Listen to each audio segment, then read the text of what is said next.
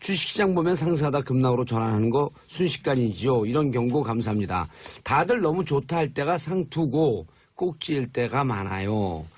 3949님, 다른 데는 집값이 다 오른다는데 왜 우리 집값은 오르지가 않지요? 부동산 과열 다 거짓말 같아요. 아까 얘기했죠. 서울 중심으로 오르고 있다. 대도시 중심으로. 나머지 지역은 오히려 부동산이 거의 폭망이다. 정수진님, 5년 만에 종로 명로에 나갔는데 비어있는 상점들이 많더라고요. 진짜 임대비가 터무니없고 부동산 거품 심각한 것 같아요. 자, 임근성님, 갭 투자가 뭔가요? GET가 아니라 GAP입니다. 갭. 부동산 매매가와 전세가의 차이가 거의 없어서. 네. 아우, 그 차이, 갭. 그죠? 네. 2억짜리가 전세가 1억 8천. 그럼 갭이 2천만 원밖에 안 돼. 이 2천만 원 투자해서 집 산다. 해서 갭 투자. 그렇습니다. 그렇죠? 네. GAP. 갭을 얘기하는 거죠. 네. 갭은 옷도 있는데. 예. 자, 교수님. 네. 정책, 부동산 과열. 이게 재건축 지역만 주로 대상 아니에요? 지금 열기가 솟고 있는 데가? 네, 그렇죠. 지금 그 서울의 집값 상승의 진원지가 예. 사실 재건축이라고 봐야 되죠. 재건축. 예. 재개발, 재건축. 재건축이죠. 예. 예, 재개발은 주로 달동네 재개발이고요. 예. 그다음에 강남 아파트 단지는 재건축한다고 원래 그러죠. 있던 데를 이제 그 재건축하는 거죠. 그렇죠. 근데 이제 개발 방식이 조금 다른데 예. 어쨌든 재건축은 재개발에 비해서는 좀 주거 상황이 좋고 예. 그다음에 이제 그 집주인이 이제 주도해서 하는 아하. 자율성이 훨씬 더 많은 이제 그런 개발 방식이라고 봐야 되죠. 예. 재개발은 주로 이제 정부 정책 차원에서 하는 예, 그런 경우도 저소득 많고. 주거 지역을 주로 대상으로 하고. 예. 그래서 거기가 진원지인데 네. 이번에 잡는 게 좀 그 정책이 좀 잡을 수 있을까요?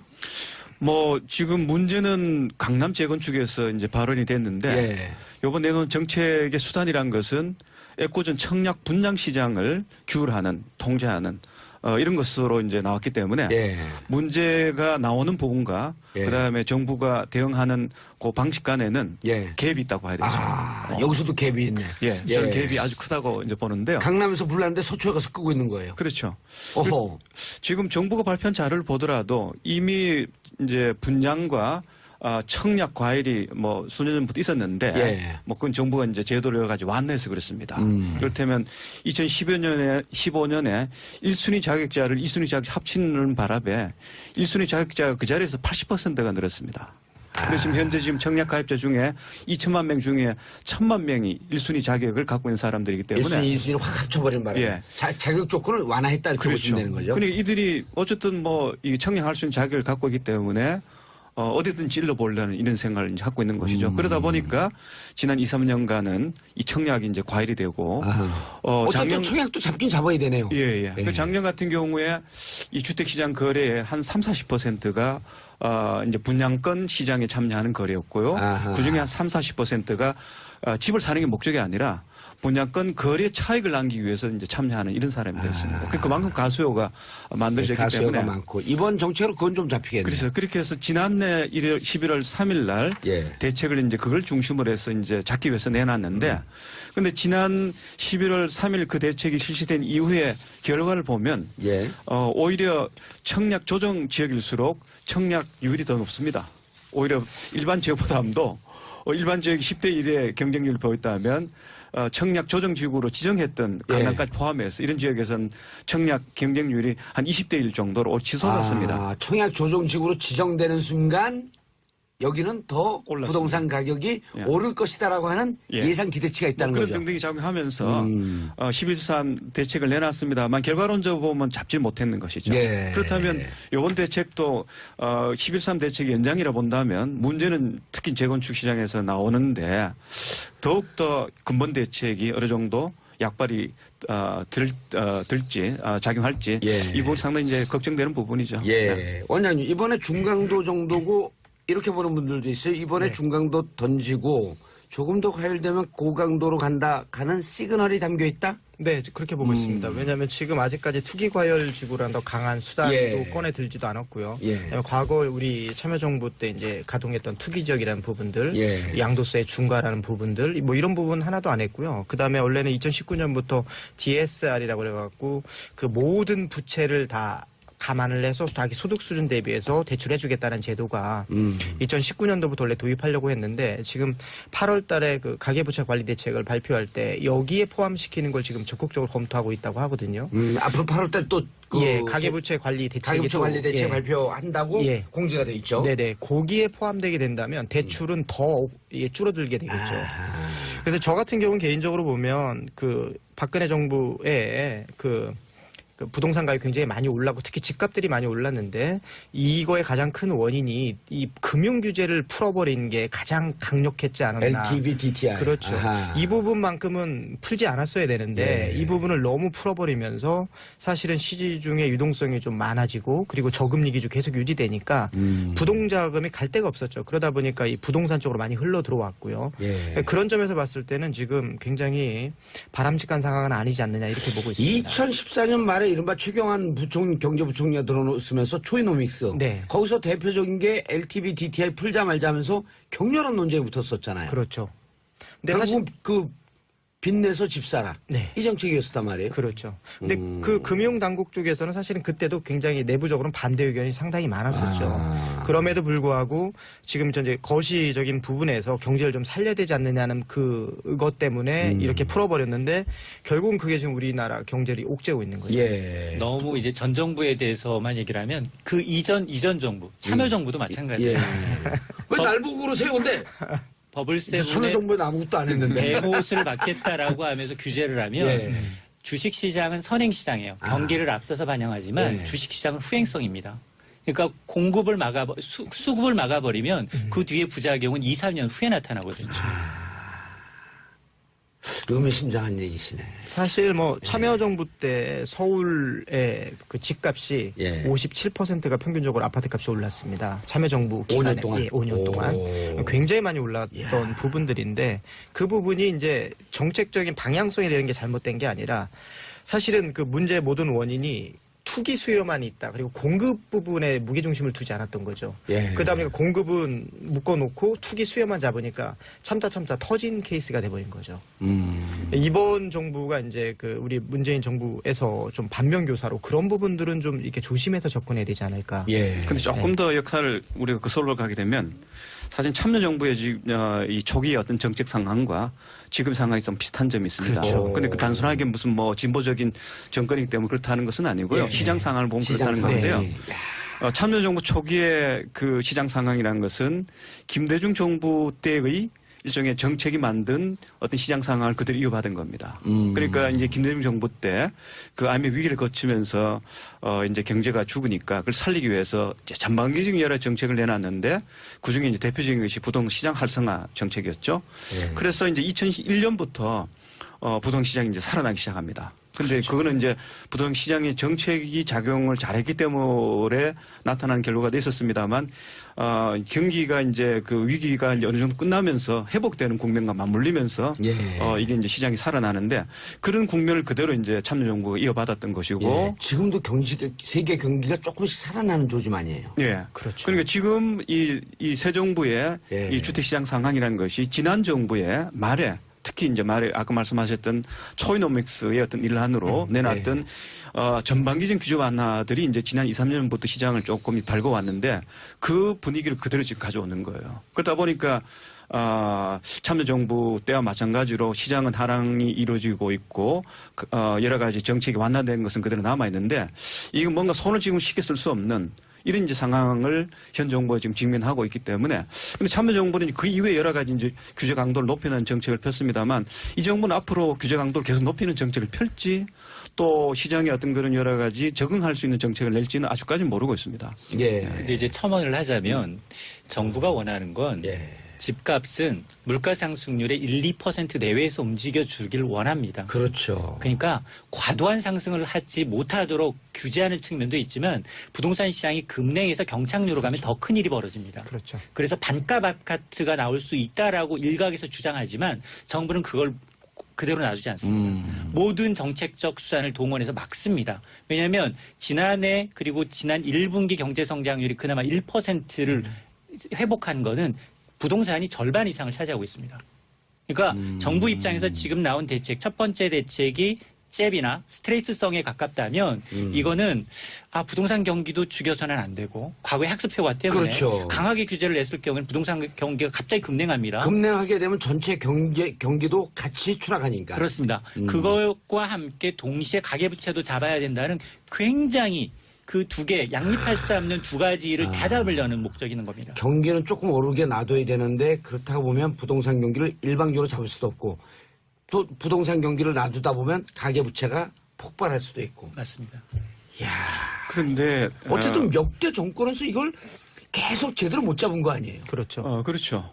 그러니까 뭐 대책이라는 것이 보통 한 정권 동안 뭐 몇십 개, 30, 40개 예. 정책이 나오는데, 근데 문제는 이제 그 우리나라 경제에 너무 과도하게 부동산에 의존한다는 것. 그렇죠. 이제 그 악순환적인 어떤 그런 구조에 빠져있다 보니까 탈피를 해야 되는데, 최근에 이제 부동산 시장이 과거와 다른 측면이 있습니다. 이제 양극화입니다. 네. 양극화다 보니까, 뭐 이제 그 주택 가격이라는 것이 평균적으로는 뭐 물가 상승률을 약간 웃도는 정도입니다만 그게 이제 지역과 그다음에 주택이 그 유형별로 보면 굉장히 차이가 납니다. 이를테면 작년 같은 경우에 물가 상승률 1~2% 하더라도 아파트 같은 경우에는 한 4~5% 올랐고요. 그다음에 강남 재건축 아파트 같은 경우는 18%를 올렸습니다. 그러면서 이게 이제 유동성이 풍부해지면서 일종의 어떤 투기적인 어떤 그런 자본들을 그쪽으로 다 흡수하면서 오히려 그들만의 일종의 리그 속에서는 끊임없이 이제 부를 축적해가는 이런 이제 것이고 이런 것이 이제 여러 가지 영향을 이제 주는 국면까지 왔기 때문에 이게 그냥 총체적으로 그냥 평균적 개념으로 보기에는 과거와 다른 어떤 그런 주택 시장의 어떤 분열이라든가 양극화라든가 이런 부분도 동시에 봐야 되지 않나 생각이 들어요. 자, 전문가 세 분 모시고 말씀 듣고 있는데요. 샵 1035 단문 50원 장문 100원 청취자분들 참여 늘고 있습니다. 4479님 9월에 결혼 앞두고 전세 찾다가 결국 대출 잔뜩 받아서 집을 샀어요. 성수동 쪽인데 나중에 빚만 갚다가 후회하는 결혼 생활할까 봐 무서워요. 후달달달. 근데 정말 이게 빚 하다가 한 몇 년 후 가거든요. 이자 내다가 그렇죠. 또 원금 연동으로 이게 그 융자 받으면 조금씩 갚아 나가잖아. 뭐 20년인데 30년인데. 그렇죠. 근데 요즘 이제 이자만 내는 그런 융자도 안 되죠. 맞습니다. 대출도. 원금과 동시에 이제 이자를 동시에 대출 받자마자 시작을 해야 되는데요. 사실 이렇게 생각하면 속편합니다. 그래, 나 은행에 월세 주고 살고 있구나. 아하. 왜냐하면 심리적으로. 맞습니다. 왜냐하면 이게 만일 전세금이 더 많이 뛰거든요. 집값 매매값보다. 아하. 전세가 지금 그리고 대부분 다 반월세 반전세 하면서 기존에 이제 정말 목돈만 맡겨놓고 집을 샀던 시대가 이제 정말로 예. 비중이 점점점 줄어들면서 정말 주거 비용이 굉장히 자기 가처분 소득에서 높아지고 차지하는 있죠. 비중이 굉장히 높아지고 예. 있기 때문에 월세 이제 반월세 맞습니다. 이렇게 하면서. 그리고 이제 금리가 과연 그러면 지금 현재 연 1.25%인 금리가 굉장히 많이 뛸 거냐? 전 그렇게 보지 않거든요. 아하. 이건 경제의 어떤 선진국의 사례를 보게 되면 한 2~3% 내외까지는 올라갈 수 있습니다. 기준금리가. 예. 그러나 그 이상 올라가긴 힘들다. 근데 구조적으로. 그래도 기준금리가 2~3%쯤이면 현재 금리 상태보다 1%, 2%만 뛰어도 가계부채자들은 엄청난 부담이잖아요. 근데 엄청난 부담인데 그게 이제 단기간에 1~2년 이내에 오는 게 아니라 3~4년 중장기적으로 이제 굉장히 이제 롱텀으로 오기 때문에 차라리 그 정도의 이제 이자 비용을 감내할 수준이라면 전세값은 그보다 더 뛰니까. 예, 알겠습니다. 이주선님 참여정부 때 투기로 대박난 사람들이 또다시 기회다 하고 부동산에 무조건 올인하려는 걸까요? 자, 2094 우리나라 부동산은 돈을 버는 정말 불공정한 시장인 것 같아요. 자, 그런데 가장 이제 피해를 보는 사람들이 실거주를 위해서 돈을 모아놨던 실수요자들이란 말이에요. 그렇죠. 이 실수요자들에 대한 부동산 시장 전망, 그다음 이 부동산 시장을 대하는 대책, 이걸 좀 얘기를 해줘야 돼요. 우리가 네. 국가 종합적인 정책 무척 중요해요. 그러나 이 부동산이라고 하는 것은 왜 이렇게 관심들이 높으냐면 내가 집을 사야 되는데 내가 살 집, 네. 실수요자. 교수님, 예. 어떻게 해야 돼요, 실수요자들? 저는 SOS 좀 알려주세요. 네, 실수요자가 과연 누군가를 늘 고민합니다. 여기 있는 분들 다예요. 네.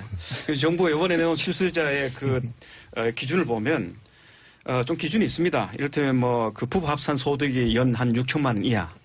그 다음에 이제 무주택자. 네, 그 다음에 이제 또 하나 뭐죠? 마지막에 그 세 가지 기준이 있는데. 예. 참 주택이 한 5억 이하 주택 예, 살려고 하는 무주택. 사람. 그 세 가지 조건을 충족하면 실수요자를 6천만 보고 원 그 소득이 부부 합산 6천만 원 미만. 미만. 그다음에 생애 한 번 주택자. 주택이 무주택자. 그다음에 집값이 5억 미만. 예. 그런 세 가지 조건을 갖추면 실수요자를 간주해가지고 요번 DTI, LTV 이제 규제를 안 받는다. 안 받고 예. 이런 혜택을 주는 건데 사실은 곰곰이 생각하면 그들이 과연 누군가, 그들이 과연 실수요자인가, 그들만 실수요자인가. 라는 여러 가지 질문이 나옵니다. 그리고 그런데 중산층과 서민의 실수요자를 우선시하고 봤다 이렇게 볼 수 있잖아요. 예, 그런데 그 기준이 너무 좀 애매한 거죠. 그러니까 결국은 이제 정부에서 이번 대책도 그렇습니다만 돈 더 빌려주겠다는 거예요. 실수요자는 이름으로 돈을 더 빌려주겠다고 하는데 지금 우리나라 그 소득 분위기에서 1분위부터 10분위 나눴을 때 예. 대개 한 5분위 이하, 4분위 이하에 속하는 소득이 낮은 계층들은 예. 돈을 빌려줘도 집을 못 사는 사람들이 대다수입니다. 그게 한 40% 정도 되는데 이자를 내기가 좀 버거우니까. 그래서 대개 이제 전세를 사는 사람들, 일테면 좀 소득이 뭐 재산이 있는 사람들인데 전세 보조금이라 쳐서 있기 때문에 이들 중에 집을 사는 사람들이 대개 한 30% 아주 위에 있는 층들. 예. 나머지는 사실은 정부가 아무리 저리의 어떤 대출을 알선해줘도 그 돈을 가지고 집을 살 수 없는, 왜냐 말씀하신 대로 빚을 못 가기 때문에.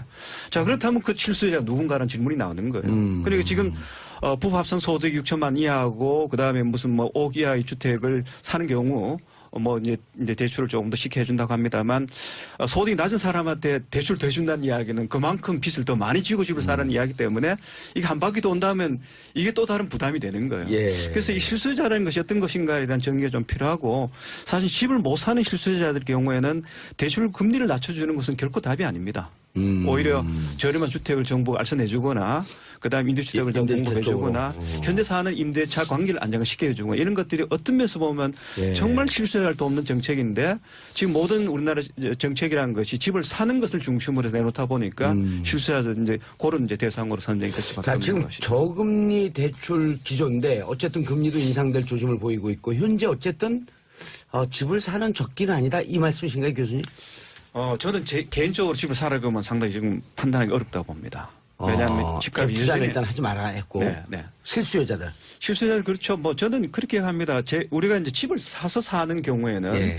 평균 주거 기간이 한 11년 정도 됩니다. 예. 그다음에 세입자로 살게 되면 3.3년인데 아하. 그러니까 11년 정도의 경기 변동은 사실 내가 견딜 수 있는 거예요. 어느 정도 재정적인 어떤 건 부담만 이제 영향만 뒷받침이 예. 된다면 따라서 진짜 실수요자는 그 신경 안 쓰고 사게 되면 11년 사기 때문에 저는 언제든지 사라고 이야기를 하는 거고요. 실수요자들은. 예. 그리고 네. 자기가 원리금과 함께 이자를 같이 낼 수 있는 이런 어느 정도 여력이. 최소한의 영역만 갖춘다면 저는 그럼 이제 소득 예측도 해야 될 거 아니에요. 내가 3년 뒤, 4년 뒤, 혹은 7년 뒤에도 이 정도 소득이 유지될까? 네. 이런 소득 예측을 해줘야 될 거 아니에요. 그렇죠. 네. 일단 이 부분 같은 경우는 지금을 사야 되느냐 말아야 되냐 이런 시점에 대해서는 굉장히 이렇게 이견이 있을 어렵잖아요. 수가 있고요. 근데 일단 가장 중요한 아까 우리 조명래 교수님 말씀하신 것처럼 예. 실수요자 같은 경우는 장기적으로 이제 집을 보유하고 거주를 하지 않습니까? 예. 그러다 보면 부동산 시장이 이게 저점이라 할지라도 사이클을 그리면서 움직이기 때문에 어느 정도 시점이 되면 그 사이클을 타면 그래도 손실은 보지 않는 이 정도 상황까지는 갈 수가 있는데 이때 중요한 게 뭐냐면 내가 사는 집이 과연 손실을 볼 수 있는 데일 수도 있어요. 예를 들어 10년 전에 샀는데 여전히 손해볼 수도 있는 데가 될 수도 있고 10년 전에 샀는데 다행히 조금은 남는 그런 주택을 살 수도 있고 또 굉장히 많은 데를 살 수도 있거든요. 근데 저는 이거를 그냥 일반적으로는 입지라고 얘기하는데 저는 3단계 입지라고 생각을 합니다. 그게 뭐냐면 첫째는 내가 살고 싶은 집인지 첫째. 두 번째는 지역 커뮤니티에서 워낙 살고자 하는 지역인지. 그리고 세 번째는 국가적인 차원에서 봤을 때도 여전히 뜨고 괜찮은 지역일 수 있는지. 이 세 개 단계에서 적어도 지역 커뮤니티까지만 커버가 되면 그러면 적어도 손실은 보지 않는 지역이 될 수 있지 않을까라고 생각을 하고요. 그렇다면 장기적인 안목이라면 지금 같은 시점 시장에 시그널이 나왔을 때 저점 매수 어떤 기회로 좀 활용하시는 게 어떨까 예. 그렇게 보고 있습니다. 그러니까 이런 거죠. 자기가 살 집을 사더라도 그런 지역 커뮤니티가 좀 잘 돼 있으면 네. 가다가 집값이 뭐 급락하거나 이럴 위험성은 좀 없다. 예, 상대적으로 좀 덜하겠죠. 좀 그런 덜하다. 부분들이. 예. 자, 청취자분들 관심 뜨겁습니다. 최미애님, 대출받아 집 사고 실거주하면서 빠듯하게 생활하는 사람이라 투기는 딴 나라 얘기입니다. 유유. 이런 분들 많죠. 대부분 이런 분들 아니에요. 정수님, 저희 동네 브랜드 아파트는 2억 차이로 더 비싸요. 이게 다 민간 기업들이 시장을 주도해서 일어나는 현상 아닌가요? 자, 3640님, 이인철 평론가님 반갑습니다. 경제 소식 정규 편성인가요? 대환영입니다. 이인철 경제 전문 기자라고 했더니 좀 평론가가 됐군요. 예. 자, 그리고 아까 어떤 분이 이런 거 물어봤어요. 김종선 BSI 경영연구원 원장님. BSI가 진짜 B가 부동산인가요? 예, 부동산 맞아요. B는 부동산 얘기하는 거고요. S는 statistics, 통계. 그 다음에 information, 통계, 부동산, 통계, 정보라고 하는데, 이게 경영연구원인데요. 연구원은 혼자입니다. 원장도 한 명이고, 연구원도 한 명이고. 그렇죠? 대부분 그렇죠. 예. 네. 왜 자기 얘기를 하니까 남 얘기해요? 자, 지금 가계부채 대책이 이제 8월에 나온단 말이에요. 네. 올해쯤에 다시 한번 부동산 정책이 나올까요, 안 나올까요? 무슨 말씀이냐면 이게 약발이 있을 거냐 없을 거냐. 8월에 나올 가계부채 대책 말고 그 이후에 네. 연말에 강도 높은 투기 금지 지역이라든지 과열 지역이라든지 이런 대책이 한번 나올까요? 요거로 지금 부동산 과열되는 지역이 잡힐 거냐 안 잡힐 거냐. 그러니까 이제 뭐 강남 재건축발 이제 상승세가 조금 더 이어진다 그러면 예. 추가적으로 대책이 나올 확률은 높습니다. 근데 이제 대책의 실효성 면에서 사실은 정부는 이런 개입을 굉장히 해서 인위적으로 가격을 낮추려고 하지만 정부 대책이 개입되면 개입될수록 부작용이 더 크다라는 겁니다. 정부 정책은 먹히는 게 2개월 정도, 3개월 정도입니다. 아까 그 위에 교수님께서 말씀하시기를 청약 대상 규제 지역으로 했더니 청약률이 더 올라갔다. 그러니까. 여기 규제하니까 여기 뜨겠네? 맞습니다. 이런 심리가 있다는 거 아니에요? 맞습니다. 그러다 보니까 3, 4개월 지나고 나면은 오히려 이제 반대급부가 더 강하다는 겁니다. 그래서 예. 저 개인적인 생각은 정부가 정말 집중해야 될 건 강남 재건축을 잡는 게 중요한 게 아니라 주거 취약계층입니다. 쪽방에 살면서 자기 전 이 생활비의 대부분을 집세로 내는 반월세, 반전세 이런 서민 취약계층을 과연 어떤 식으로 이제 유도해서 안정적으로 좀 이들이 이제 주거 만족도를 높일까 이걸 고민해야 된다는 그러니까 겁니다. 임대주택 많이 지라고 하는 얘기를 모든 전문가들이 다 얘기하더라고요. 그러니까 그런 부분에 초점을 맞춰야지. 강남 주거 지금 취약 지역. 홍콩 주도시의 집값이 높습니다. 뉴욕 맨하탄의 집값이 높습니다. 여길 잡기 위해서 미국이 주정부가 나서진 않습니다. 그러니까 우리 정부 정책이 어떤 포퓰리즘식으로 예. 굉장히 높은 집값을 낮게 하면 좋아 보이지만 사실 정 의원님도 마찬가지로 로또 되면 강남 진입할 거잖아요. 저 강남 사는데요. 지금 뭔 말씀하고 계시는 거예요? 그러니까 누구든 예. 똑같은 강남 입지가 가서 좋고 살고 싶다. 맞습니다. 왜냐하면 이제 토지 보상을 받든 지역에서 이제 지방에서 굉장히 큰 목돈을 받게 되면 무조건 보면 강남으로 가서 집 한 채를 사주겠다라는 그러니까 거예요. 이상한 게 강남의 상가는 공실률이 높거든요. 상업 건물은. 근데 강남의 주택은 매년 뛰어요, 매년. 그러니까 강남 와서 살고 싶은 수요가 많기 때문에. 그렇죠. 그래서 거길 잡을 문제가 아니고 주거 취약 지역, 쪽방에 사는 분들. 생활비의 대부분을 7, 80%를 집값을 내는 분들. 네. 이분들을 위한 대책을 세우는 게 맞다. 맞습니다. 교수님 동의하세요? 양면으로 봐야 되는데요. 예. 교수님, 우리 그러니까. 다음 시간 얘기하면 안 될까? 이게 시간이 다 됐어. 네. 예, 자, 2부까지 그 경제정책, 부동산 대책 마무리. 근본 대책이 어느 정도 약발이 들지 작용할지 예. 이 부분 상당히 이제 걱정되는 부분이죠. 예. 네. 원장님, 이번에 중강도 정도고 이렇게 보는 분들도 있어요. 이번에 중강도 던지고 조금 더 과열되면 고강도로 가는 시그널이 담겨 있다? 네, 그렇게 보고 있습니다. 왜냐하면 지금 아직까지 투기 과열 지구란 더 강한 수단도 예. 꺼내 들지도 않았고요. 예. 그다음에 과거 우리 참여정부 때 이제 가동했던 투기 지역이라는 부분들, 예. 양도세 중과라는 부분들, 뭐 이런 부분 하나도 안 했고요. 그다음에 원래는 2019년부터 DSR이라고 그래갖고 그 모든 부채를 다 감안을 해서 자기 소득 수준 대비해서 대출해주겠다는 제도가 2019년도부터 원래 도입하려고 했는데 지금 8월 달에 그 가계부채 관리 대책을 발표할 때 여기에 포함시키는 걸 지금 적극적으로 검토하고 있다고 하거든요.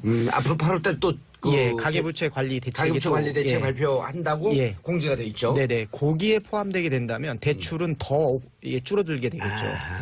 그래서 저 같은 경우는 개인적으로 보면 그 박근혜 정부의 그 그 부동산 가격이 굉장히 많이 올랐고 특히 집값들이 많이 올랐는데 이거의 가장 큰 원인이 이 금융 규제를 풀어버린 게 가장 강력했지 않았나. LTV, DTI. 그렇죠. 아하. 이 부분만큼은 풀지 않았어야 되는데 예. 이 부분을 너무 풀어버리면서 사실은 시중의 유동성이 좀 많아지고 그리고 저금리 기조 계속 유지되니까 부동자금이 갈 데가 없었죠. 그러다 보니까 이 부동산 쪽으로 많이 흘러 들어왔고요. 예. 그런 점에서 봤을 때는 지금 굉장히 바람직한 상황은 아니지 않느냐 이렇게 보고 있습니다. 2014년 말에 이른바 최경환 경제부총리가 들어서면서 초이노믹스. 네. 거기서 대표적인 게 LTV, DTI 풀자 말자 하면서 격렬한 논쟁이 붙었었잖아요. 그렇죠. 근데 사실 결국 그 빚내서 집 사라. 네. 이 정책이었단 말이에요. 그렇죠. 근데 그 금융 당국 쪽에서는 사실은 그때도 굉장히 내부적으로는 반대 의견이 상당히 많았었죠. 그럼에도 불구하고 지금 이제 거시적인 부분에서 경제를 좀 살려야 되지 않느냐는 그것 때문에 이렇게 풀어버렸는데 결국은 그게 지금 우리나라 경제를 옥죄고 있는 거죠. 예. 너무 이제 전 정부에 대해서만 얘기를 하면 그 이전 정부, 참여정부도 마찬가지예요. 예.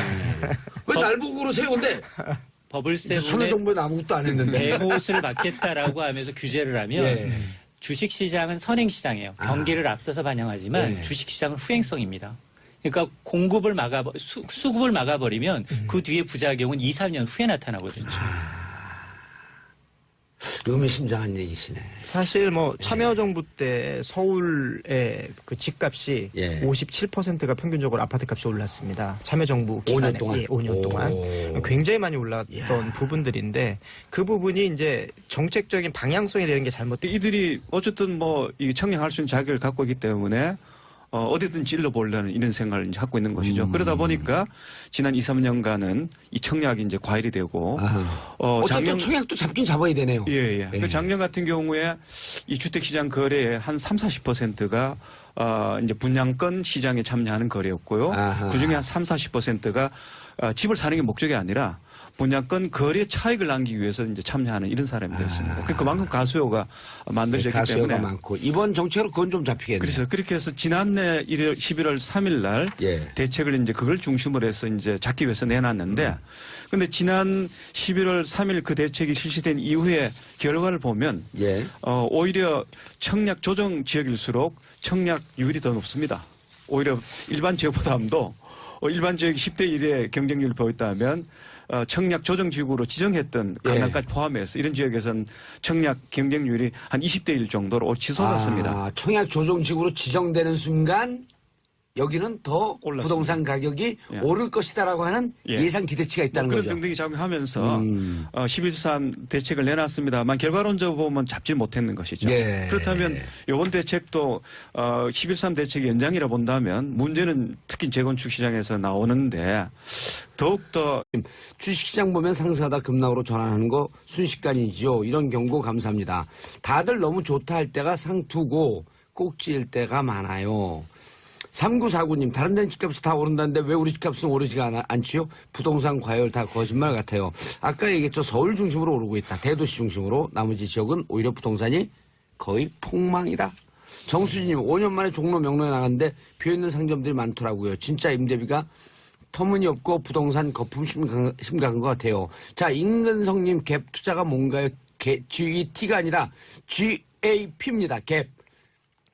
부동산 매매가와 전세가의 차이가 거의 없어서. 네. 아우, 그 차이, 갭. 그죠? 네. 2억짜리가 전세가 1억 8천. 그럼 갭이 2천만 원밖에 안 돼. 이 2천만 원 투자해서 집 산다. 해서 갭 투자. 그렇습니다. 그렇죠? 네. GAP. 갭을 얘기하는 거죠. 네. 갭은 옷도 있는데. 예. 자, 교수님. 네.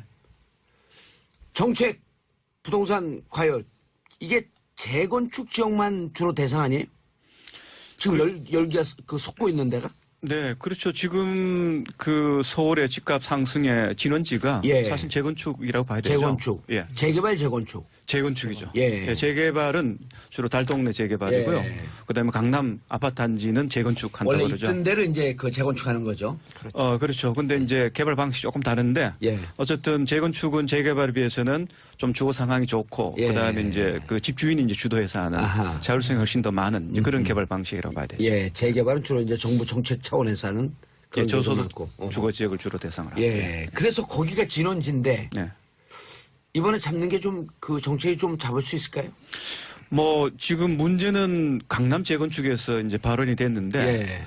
이번 내놓은 정책의 수단이란 것은 애꿎은 청약 분양 시장을 규율하는 통제하는 이런 것으로 이제 나왔기 때문에 예. 문제가 나오는 부분과 예. 그다음에 정부가 대응하는 그 방식 간에는 예. 갭이 있다고 해야 되죠. 여기서도 갭이 있네. 예, 저는 갭이 아주 크다고 이제 보는데요. 강남에서 불났는데 서초에 가서 끄고 있는 거예요. 그렇죠.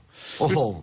지금 정부가 발표한 자료를 보더라도 이미 이제 분양과 청약 과열이 뭐 수년 전부터 있었는데 예. 뭐 그건 정부가 이제 제도를 여러 가지 완화해서 그렇습니다. 그렇다면 2015년에 1순위 자격자를 2순위 자격자 합치는 바람에 1순위 자격자가 그 자리에서 80%가 늘었습니다.